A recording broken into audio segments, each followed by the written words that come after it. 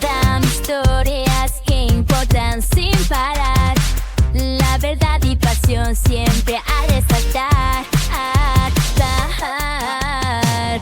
Aquí te traemos lo... Un caso inquietante ha surgido en Ridderkerk, Países Bajos, donde una niña de 16 años arrestada tras un apuñalamiento que dejó a un compañero herido ha sido puesta en libertad, aunque sigue siendo considerada sospechosa, según informó la Fiscalía a Rijnmond. El incidente ocurrió en la calle Nelson Mandela, donde ambos discutieron, pero el motivo exacto de la disputa permanece desconocido. La menor comparecerá ante el tribunal en una fecha aún por determinar, mientras las autoridades investigan el caso. El padre de la sospechosa, de 44 años, también fue arrestado en el lugar por obstruir el arresto de su hija, lo que añade una capa de complejidad al suceso. La narrativa oficial destaca la liberación de la menor bajo supervisión, posiblemente debido a su edad y la falta de pruebas concluyentes, alineándose con las leyes neerlandesas que protegen a los menores.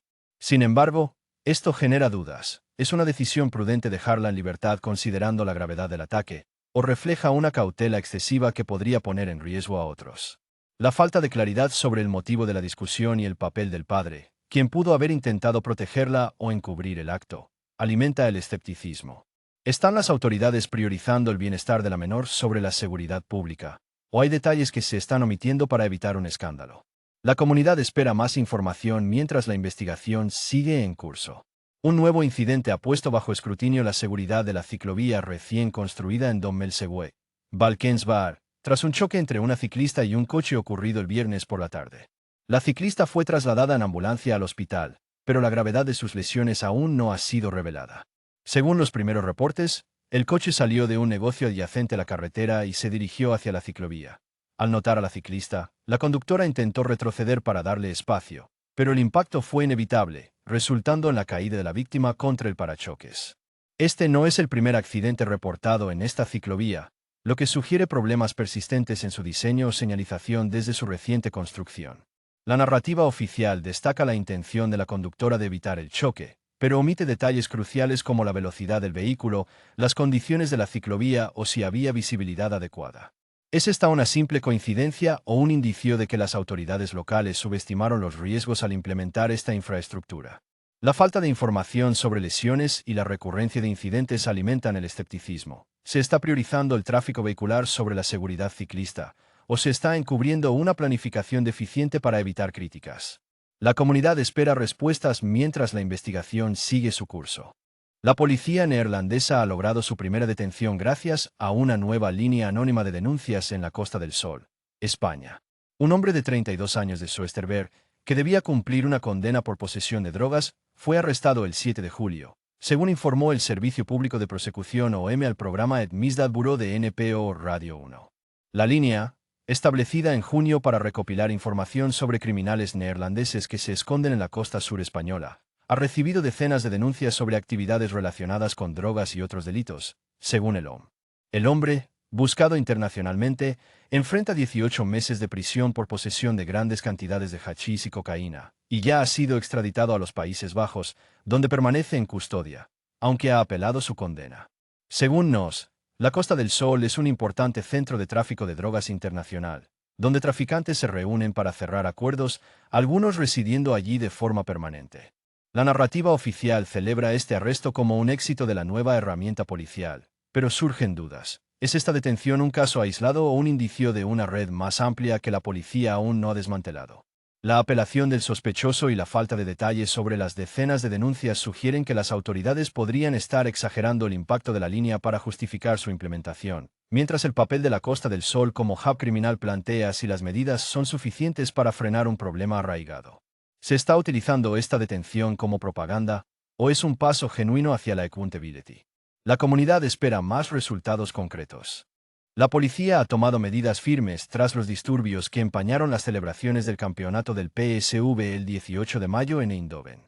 Han publicado fotos nítidas de dos hombres identificados como alborotadores que se comportaron violentamente ese día, con la esperanza de que se entreguen voluntariamente tras haber tenido 2 semanas para hacerlo con sus rostros inicialmente difuminados. Sin embargo, al no haberlo hecho, las imágenes ahora son claras, y se pide a cualquier persona que lo reconozca que contacte a las autoridades. Esta acción forma parte de una investigación más amplia que ya ha llevado a difundir fotos de 5 hombres y una mujer involucrados en actos de violencia extrema, con varias denuncias presentadas por ciudadanos.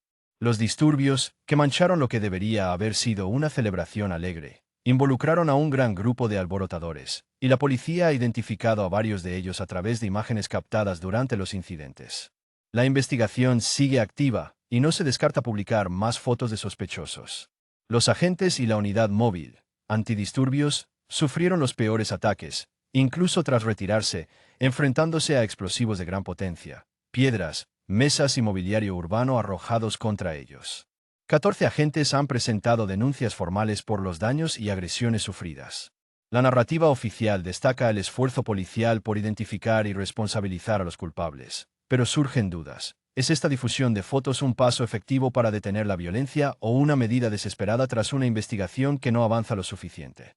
La gravedad de los ataques contra los antidisturbios, combinada con la falta de detenciones inmediatas y la tardanza en identificar a todos los involucrados, sugiere que las autoridades podrían estar lidiando con una red más organizada de la que admiten. ¿Se está subestimando la magnitud de los disturbios para evitar un escándalo mayor? ¿O es simplemente un reflejo de los desafíos logísticos en un evento masivo? La comunidad espera resultados concretos mientras la policía continúa su labor.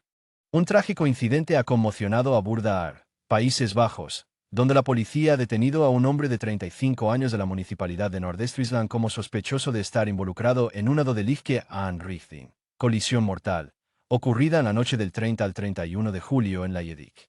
La víctima, un ciclista de 33 años de Stiens, falleció en el lugar tras ser atropellado, y el conductor del vehículo involucrado huyó tras el impacto. La policía está investigando, pero la narrativa oficial se limita a confirmar la detención y el fallecimiento, sin revelar detalles sobre el móvil o las circunstancias exactas.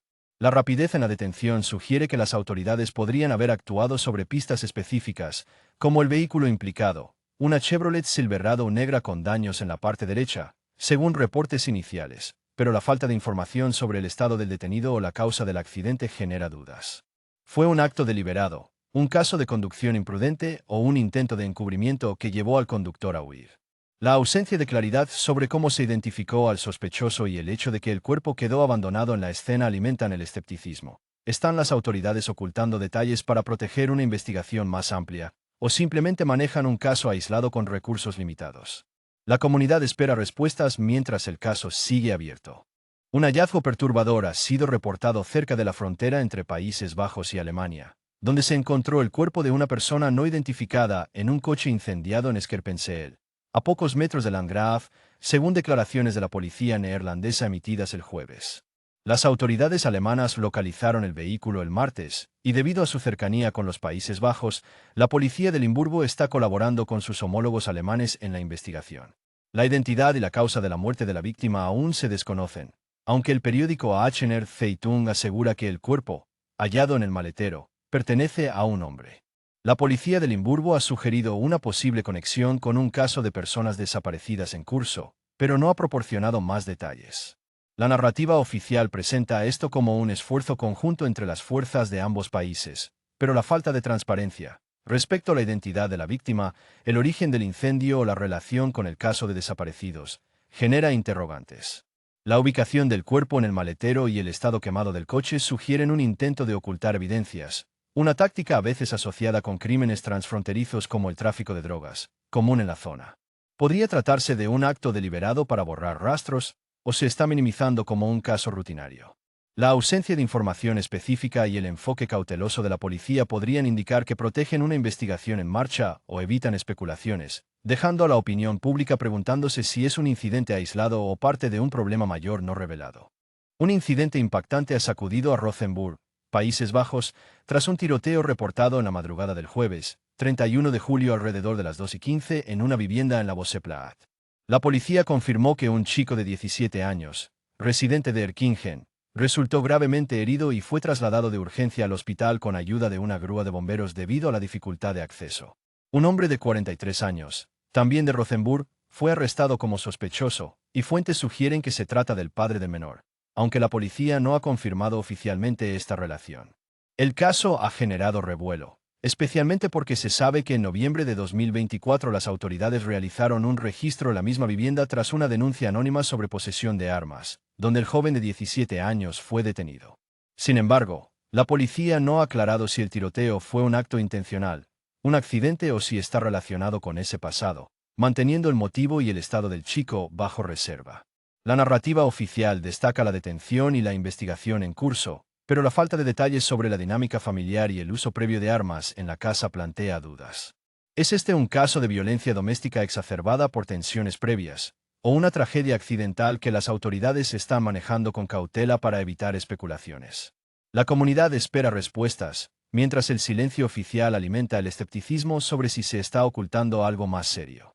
La inflación en los Países Bajos se redujo al 2,9% en julio, según una estimación preliminar de Statistics Netherlands publicada el viernes, una baja respecto al 3,1% de junio. Esto significa que la vida cotidiana fue un 2,9% más cara para los residentes neerlandeses que hace un año, con un aumento del 1,3% en los precios al consumidor respecto a junio. Los principales impulsores de esta inflación fueron los precios de los alimentos y los servicios.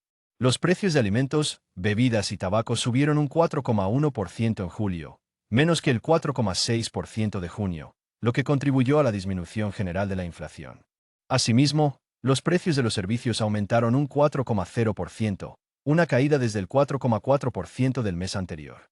Por otro lado, la energía, incluyendo combustibles, se encareció un 1% tras un aumento del 0,5% en junio. Bajo el método de cálculo europeo, que excluye los costos de vivienda propia a diferencia del enfoque del CBS, la inflación fue del 2,5% en julio, frente al 2,8% de junio. Aunque la inflación neerlandesa sigue siendo superior al promedio europeo, que en junio fue del 2%, alineado con el objetivo del Banco Central Europeo, la tendencia a la baja sugiere un leve alivio. Sin embargo, la narrativa oficial podría estar maquillando la situación. El hecho de que los precios de alimentos y servicios sigan subiendo a tasas altas, combinado con un aumento en la energía, indica que la presión inflacionaria persiste, especialmente para los hogares. ¿Es esta reducción real o un efecto temporal de ajustes metodológicos, como los cambios en la medición de energía que CBS ha estado revisando?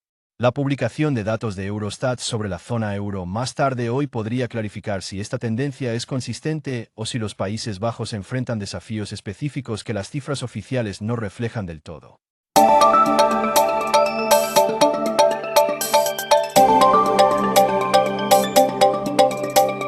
Usuarios de ChatGPT han expresado sorpresa al descubrir que sus conversaciones privadas con la inteligencia artificial estaban apareciendo en los resultados de búsqueda de Google, según reportes recientes. El problema surgió debido a una función opcional en ChatGPT que permitía a los usuarios compartir chats y hacerlos descubribles por motores de búsqueda al marcar una casilla, un detalle que muchos no entendieron plenamente. Fast Company reveló el miércoles que miles de conversaciones, algunas con detalles personales sensibles como relaciones familiares o salud mental, estaban indexadas, aunque sin información de identificación directa de los usuarios. Tras la reacción negativa, OpenAI desactivó rápidamente esta función el jueves, 31 de julio y está trabajando para eliminar el contenido ya indexado de los resultados de Google. Daniel Stuckey, jefe de seguridad de la información de OpenAI, explicó en X que la decisión se tomó porque la función generó demasiadas oportunidades para que las personas compartieran accidentalmente cosas que no pretendían, calificándola como un experimento de corta duración para promover conversaciones útiles. Sin embargo, persisten preocupaciones sobre la privacidad, especialmente porque algunos chats expuestos incluían información confidencial, y las eliminaciones pueden tardar debido al caché de los motores de búsqueda. OpenAI ha declinado hacer comentarios adicionales, dejando dudas sobre cómo se implementaron inicialmente las salvaguardas y si los usuarios fueron suficientemente informados sobre los riesgos. Se encuentra en curso una intensa búsqueda en Montana, Estados Unidos, tras un tiroteo en un bar que dejó 4 personas muertas hace aproximadamente 4 horas, según reportes iniciales. El incidente ocurrió alrededor de las 10:30 de la mañana hora local del viernes, 1 de agosto en The Owl Bar, ubicado en Anaconda, una ciudad de unos 9,000 habitantes. Las autoridades, lideradas por la División de Investigación Criminal de Montana, han identificado al sospechoso como Michael Paul Brown, de 45 años, quien vivía junto al bar y se considera armado y peligroso. Tras el ataque, Brown fue visto por última vez en el área de Stumptown, al oeste de Anaconda, donde las fuerzas policiales, incluyendo un equipo SWAT y un helicóptero, han establecido un perímetro de seguridad. 4 personas fueron declaradas muertas en la escena, incluyendo al barman y 3 clientes, según el propietario del establecimiento, quien no estaba presente en el momento del tiroteo. No se han identificado conflictos previos entre Brown y las víctimas, y las autoridades aún no han revelado qué pudo haber desencadenado el incidente, describiéndolo como una investigación activa. La comunidad local, incluyendo negocios como el Firefly Café, ha cerrado sus puertas, y un jardín de infancia cercano implementó un protocolo de confinamiento tras ser alertado del suceso. El gobernador de Montana, Greg Gianforte, ha expresado que está monitoreando la situación y ha pedido oraciones para las víctimas y los agentes involucrados. La narrativa oficial presenta a esto como una respuesta coordinada para capturar a un sospechoso fugitivo, pero la falta de detalles sobre el motivo o el historial de Brown plantea preguntas. Dado que vivía al lado del bar, y era conocido localmente, ¿por qué no se detectaron señales de peligro previas? La rápida movilización policial sugiere preparación, pero la ausencia de información sobre el arma utilizada o el estado mental del sospechoso deja espacio para cuestionar si las autoridades están manejando plenamente la situación o si hay aspectos que prefieren no divulgar mientras la búsqueda continúa. En El Salvador, la Asamblea Legislativa aprobó el jueves, 31 de julio, una serie de reformas constitucionales que permiten al presidente Nayib Bukele, actualmente en su segundo mandato, optar a un tercer periodo e incluso a reelecciones indefinidas. Con 57 votos a favor y 3 en contra de un total de 60, los diputados modificaron la Constitución para eliminar las restricciones previas a la reelección presidencial, permitiendo que un presidente pueda competir por todos los periodos que desee. Las reformas también extienden el mandato presidencial de 5 a 6 años y eliminan la segunda vuelta electoral, ajustando el término actual de Bukele, que debía finalizar el 1 de junio de 2029, para concluir el 1 de junio de 2027, alineando así las elecciones presidenciales con las legislativas y municipales. Los diputados de oposición, como Marcela Villatoro de la Alianza Republicana Nacionalista, ARENA, condenaron la decisión, argumentando que representa la muerte de la democracia al concentrar poder y debilitar las instituciones. Por su parte, el oficialismo, liderado por el partido Nuevas Ideas, defiende la medida como un retorno del poder al pueblo, afirmando que serán los salvadoreños quienes decidan en las urnas si Bukele continúa en el cargo. Esta reforma, aprobada en un trámite exprés y sin amplio debate público, ha generado división. Mientras Bukele goza de alta popularidad por su lucha contra las pandillas, críticos señalan que el control casi absoluto de su partido en la Asamblea y la supresión de contrapesos institucionales, como la destitución de magistrados en 2021, consolidan un modelo autoritario. La medida aún requiere una segunda aprobación en la próxima legislatura para entrar en vigor, un paso que, dado el dominio de Nuevas Ideas, se considera probable. Sirenas sonaron el viernes, 1 de agosto, en comunidades israelíes cerca de la Franja de Gaza, lo que llevó a las fuerzas de defensa de Israel a lanzar un misil interceptor hacia una supuesta amenaza, según un comunicado militar. Posteriormente, el ejército confirmó que la alerta fue falsa y que no se detectó ninguna amenaza real. Este incidente se produce en un contexto de tensiones continuas en la región, aunque no se han proporcionado detalles adicionales sobre la causa del error en el sistema de detección. El expresidente de Colombia, Álvaro Uribe, fue condenado el viernes, 1 de agosto, a 12 años de arresto domiciliario por cargos de manipulación de testigos y soborno, en un caso histórico que marca la primera vez que un expresidente colombiano es condenado por un delito. El veredicto, dictado por la jueza Sandra Liliana Heredia en Bogotá tras un juicio de casi 6 meses, se basa en pruebas que muestran que Uribe intentó influir en el testimonio de ex miembros de grupos paramilitares para retractarse de declaraciones que lo vinculaban con dichos grupos en la década de 1990. Uribe, de 73 años, quien gobernó de 2002 a 2010 y es una figura polarizante en Colombia, ha negado los cargos, calificándolos de persecución política, y ha anunciado que apelará la sentencia. La decisión ha generado reacciones divididas. Mientras algunos lo ven como un avance de la justicia, otros, incluido el secretario de Estado de Estados Unidos, Marco Rubio, lo consideran una politización del sistema judicial. La apelación podría extenderse hasta octubre, con posibilidad de llegar a la Corte Suprema de Justicia. Un reportaje ha destacado la experiencia de Pablo, un operador de drones de 30 años que escapó de las líneas del frente en Ucrania y ahora reside en un pequeño apartamento en la capital, Kiev. Según un artículo de The Guardian publicado el viernes, 1 de agosto, Pablo, quien pidió ser identificado solo por su nombre, recientemente intentó volar un dron de 4 rotores que llevaba en una caja negra similar a una de pizza, pero el equipo falló a pesar de sus intentos de ajustarlo. Lo siento, no hoy, dijo con una sonrisa, indicando que algo estaba roto. En el frente, Pablo pilotaba drones de primera persona, FPV, pequeños y altamente maniobrables equipados con cámaras frontales que permiten su control remoto. En el último año, estos drones cargados con explosivos se han vuelto comunes en las líneas del frente en Ucrania, reemplazando las armas pesadas de la primera fase del conflicto. Pablo describió cómo los FPV persiguen vehículos blindados, rastrean unidades de infantería entre árboles y acechan a soldados individuales hasta matarlos. No puedes esconderte del FPV, y correr es inútil, afirmó, añadiendo que los soldados intentan mantenerse lo más calmados posible y rezan. El sonido distintivo y agudo del FPV, que Pablo imitó como un zumbido de abeja, permite a los soldados detectarlo incluso cuando está demasiado alto o oculto por follaje, alertándolos de que están siendo cazados.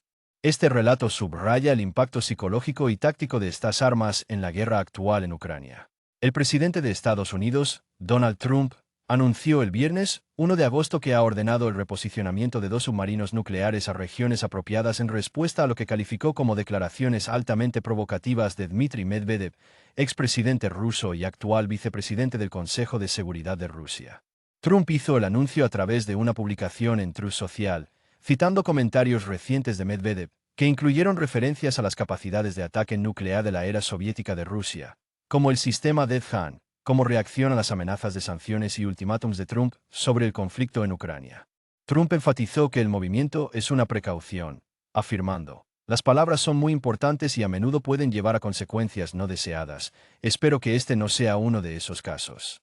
El anuncio se produce tras una semana de creciente retórica entre Trump y Medvedev, especialmente después de que Trump redujera su plazo para que Rusia acepte un alto el fuego en Ucrania de 50 días a 10, con vencimiento el 8 de agosto.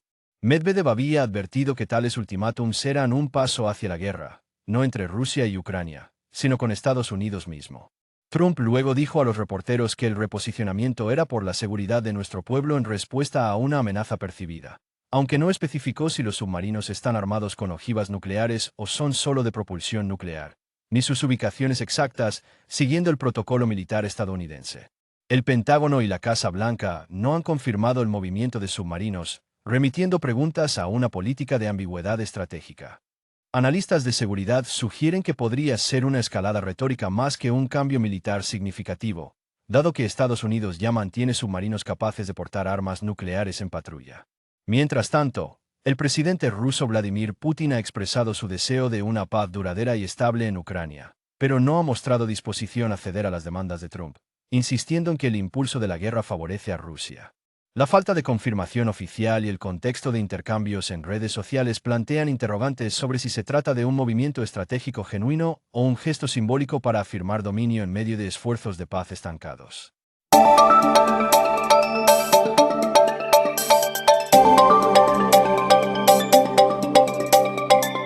Se ha reportado un aumento significativo de casos de la bacteria come carne Vibrio vulnificus en los estados de la costa del Golfo de Estados Unidos.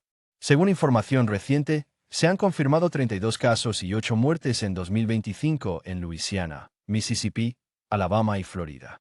En Luisiana, las autoridades de salud han registrado 17 casos, todos requiriendo hospitalización, con 4 fallecimientos, un número superior al promedio anual de 7 casos y una muerte de la última década.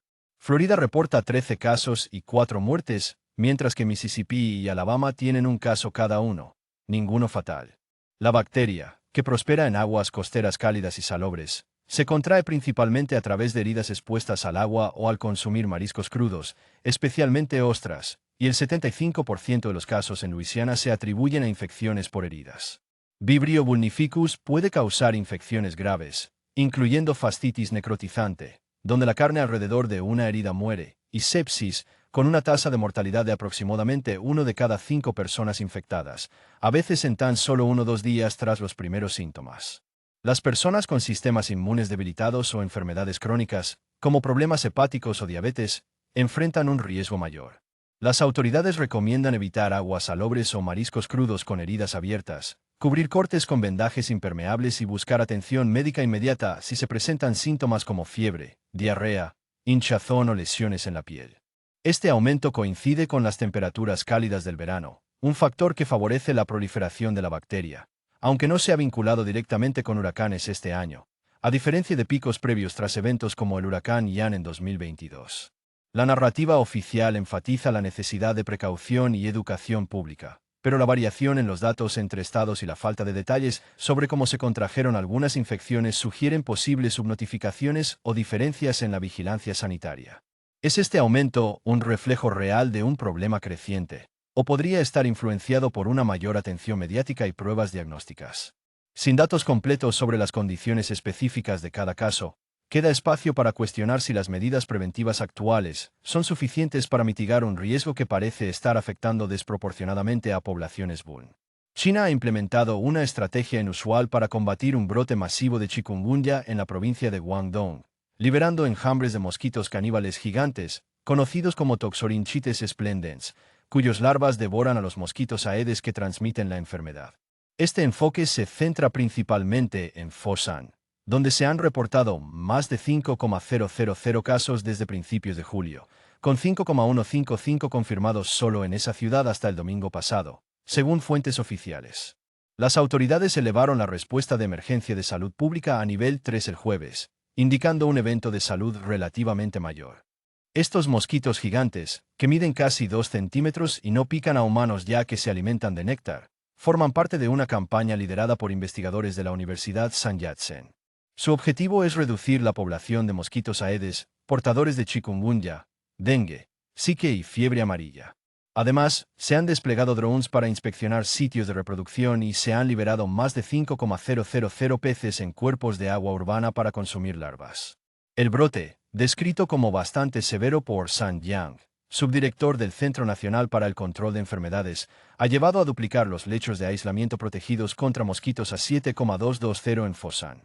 La narrativa oficial destaca esta medida como innovadora, pero surgen preguntas. El brote, calificado como importado sin especificar origen, coincide con un aumento global de casos, incluyendo 240,000 en 16 países y 90 muertes este año, según el Centro Europeo para la Prevención y Control de Enfermedades. ¿Es esta estrategia suficiente frente a un virus que ya afectó a más de la mitad de la población de Reunión en el último año? La falta de detalles sobre la eficacia a largo plazo y la dependencia de un método experimental sugieren que las autoridades podrían estar improvisando ante la magnitud del problema, mientras el CDC de Estados Unidos considera una advertencia de viaje para China. Un nuevo estudio ha desmentido el mito popular de que consumir alimentos dulces aumenta el deseo de comer más azúcar. Publicado recientemente, el ensayo controlado aleatorio, liderado por Kees de Graaf, Ph.D., profesor emérito en Ciencia Sensorial y Comportamiento Alimentario de la División de Nutrición y Salud Humana de la Universidad de Wageningen en Países Bajos, encontró que aumentar o disminuir la cantidad de alimentos dulces en la dieta durante 6 meses no afectó la preferencia general de los participantes por el sabor dulce, independientemente de la cantidad de azúcar consumida. De Graaf destacó que también descubrimos que las dietas con menor o mayor dulzura no se asociaron con cambios en el consumo de energía o el peso corporal, contrarrestando la creencia común de que los alimentos dulces promueven un mayor consumo de calorías. Eva Ad, una becaria doctoral en Wageningen, presentará estos hallazgos en Nutrition 2025, la reunión anual insignia de la Sociedad Americana de Nutrición, celebrada del 31 de mayo al 3 de junio en Orlando. El estudio, basado en un enfoque validado para medir las preferencias por el sabor dulce con alimentos y bebidas diseñados específicamente para el ensayo, llenó un vacío en la investigación, ya que la mayoría de los estudios previos se limitaban a periodos cortos de hasta un día, sin datos consistentes a largo plazo sobre la modificabilidad de estas preferencias. Los huevos de origen vegetal están ganando atención en el ámbito de las alternativas sostenibles, según un estudio reciente liderado por Daeun Kim, estudiante doctoral en la Universidad de Illinois Urbana-Champaign, y Brenna Ellison, profesora de la Universidad de Purdue. Publicado en Food Quality and Preference, el estudio, uno de los primeros en explorar a fondo este tema, aborda por qué las personas deciden comprar huevos veganos, un producto que, a diferencia de las hamburguesas o bebidas vegetales, había recibido menos atención investigativa hasta ahora. Utilizando un diseño de viñetas, una técnica que presenta escenarios hipotéticos, los investigadores evaluaron cómo factores como el precio, el tipo de producto y el entorno de consumo influyen en las decisiones. En lugar de preguntar directamente si comprarían huevos vegetales, se pidió a los participantes imaginar que estaban a punto de desayunar, ya sea en casa o en un restaurante, eligiendo entre huevos revueltos o panqueques hechos con huevos vegetales. Queríamos medir la percepción del consumidor sobre los huevos de origen vegetal, explicó Kim, estudiante del Departamento de Economía Agrícola y del Consumidor de la Universidad de Illinois. El experimento de viñetas nos permitió crear escenarios y aislar lo que los consumidores realmente piensan. Los resultados fueron sorprendentes. Aunque se esperaba que el entorno, como un restaurante, donde chefs podrían preparar los huevos de forma más apetecible, influyera más debido a la novedad del producto, Ellison señaló que la ubicación, ya sea en un restaurante o en casa, no tuvo tanto efecto como imaginamos. Además, los consumidores mostraron mayor disposición a comprar huevos vegetales cuando se integraban en alimentos familiares como panqueques, en lugar de consumirlos solos, destacando la importancia de la familiaridad en la aceptación.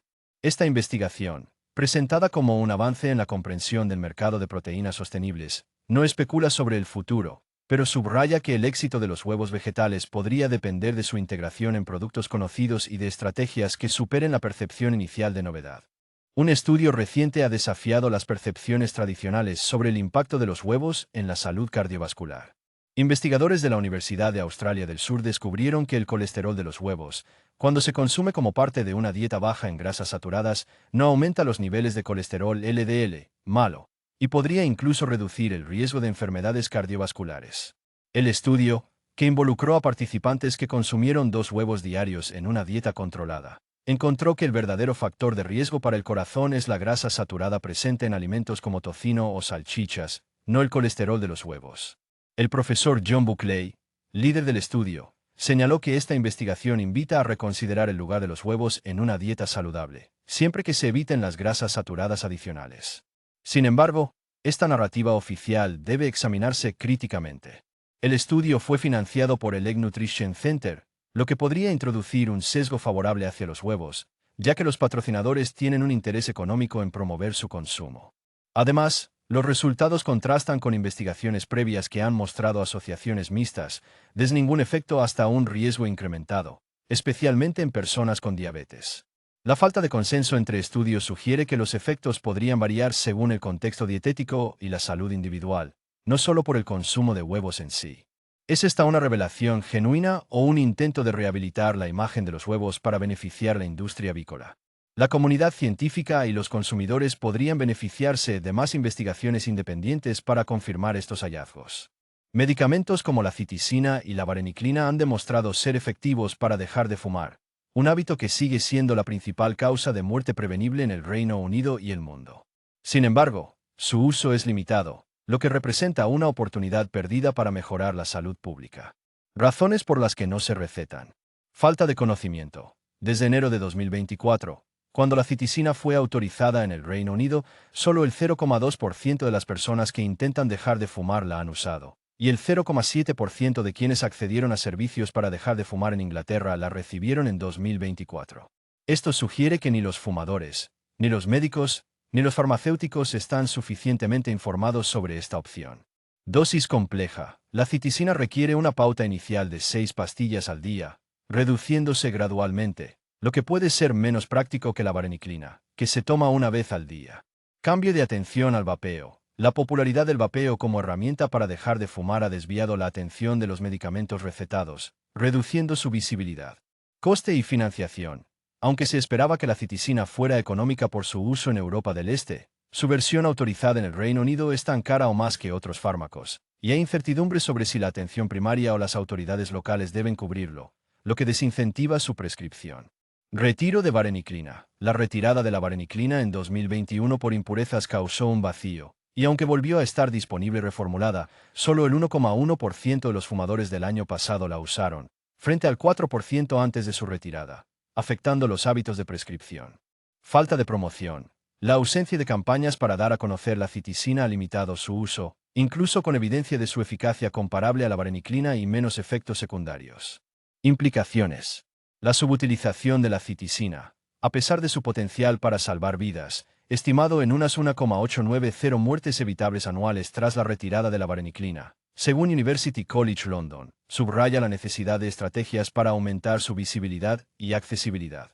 Aunque no es una cura milagrosa, ofrece una opción valiosa para quienes intentan dejar de fumar, un desafío difícil que requiere múltiples herramientas.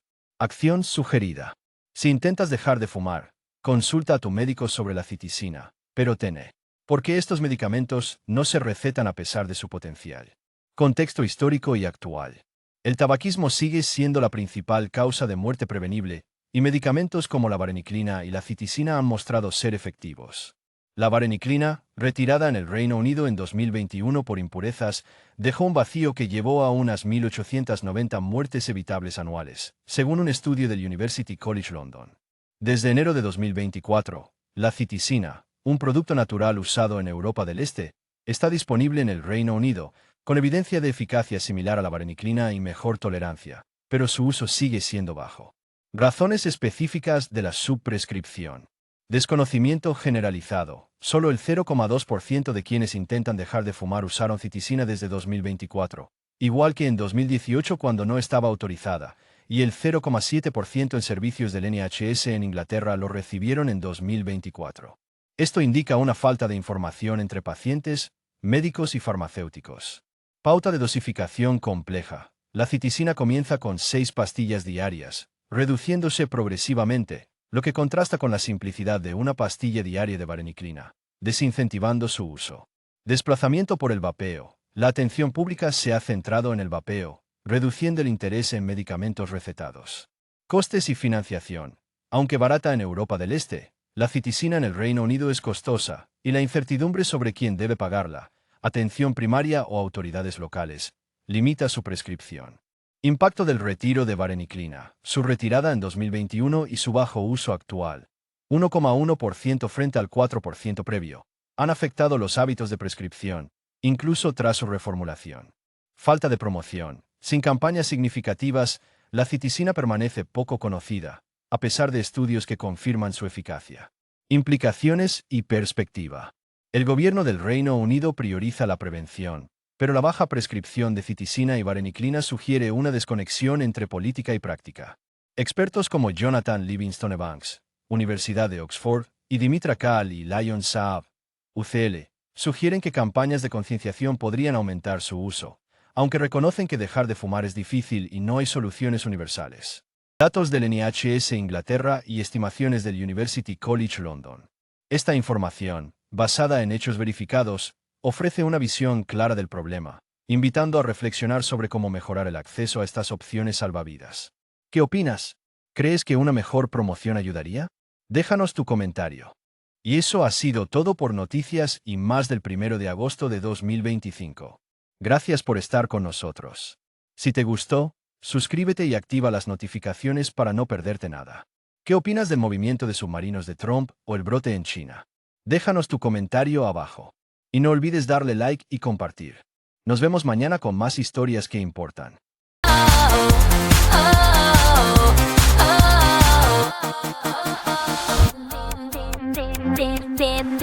Bienvenidos a Noticias y Más, canal vibrante desde Rotterdam. Historias que importan sin parar, la verdad y pasión siempre al estar.